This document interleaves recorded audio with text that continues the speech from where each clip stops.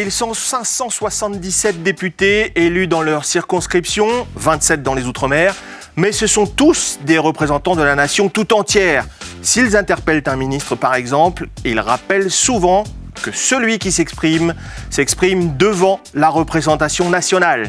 Pendant les 5 années de son mandat, le député aura 2 missions, faire la loi et contrôler l'action du gouvernement. Pour la fabrication de la loi, 2 moyens.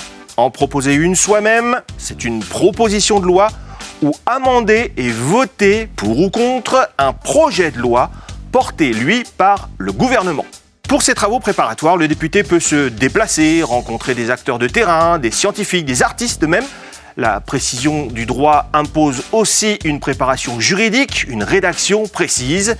Tous ces travaux sont assurés par le député lui-même, mais aussi par un ou plusieurs collaborateurs, 5 maximum. Une fois le texte établi, le député doit le défendre devant ses collègues qui peuvent l'amender, l'adopter, le rejeter. Pour le contrôle de l'action du gouvernement, il y a la fameuse séance des questions d'actualité, mais il y a aussi les auditions des membres du gouvernement, des experts, de la société civile, les rapports d'information, les missions d'information. Tout cela nécessite quelques moyens financiers. En plus de son indemnité, le parlementaire perçoit donc des frais de mandat. Mais toutes ces dépenses sont contrôlées par l'administration de l'Assemblée nationale et celles qui ne sont pas clairement liées à l'activité parlementaire sont retoquées.